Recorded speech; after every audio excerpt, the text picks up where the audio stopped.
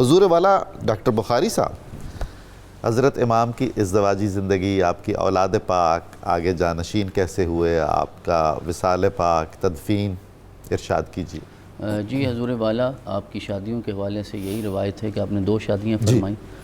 ایک جو مبارک خاتون ہیں ان کا نام سیدہ حمیدہ اور حمیدہ دونوں طرح سے تلفظ کیا گیا ہے، اور دوسری آپ کی زوجہ مبارکہ حضرت سیدہ فاطمہ بنت حسین بن علی بن حسین، یعنی یہ آپ کے کزنز میں ہی شامل ہوتی ہیں۔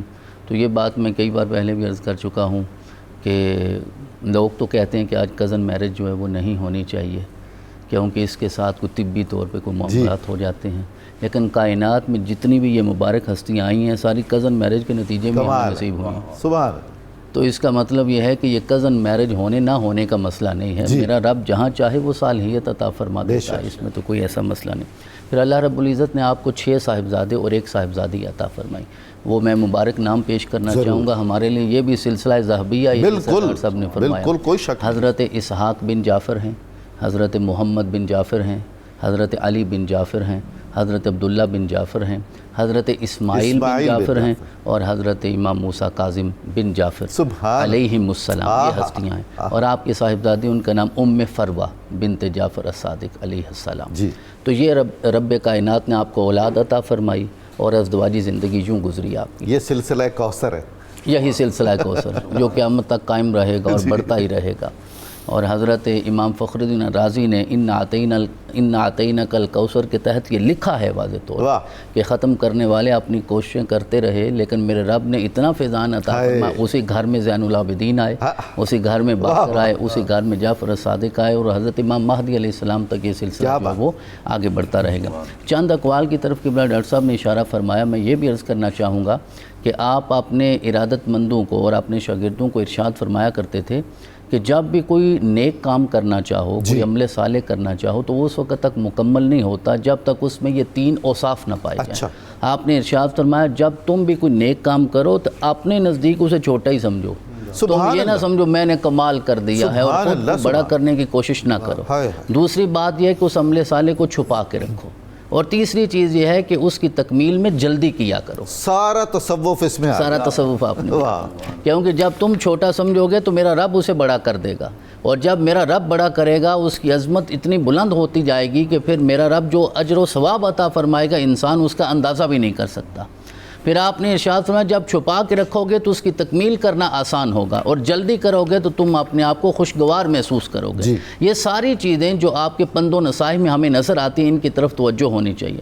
آپ کی جو شہادت ہے وہ 25 شوال کو ہوتی ہے، اور آج اسی نسبت سے ہم سارے حاضر ہیں۔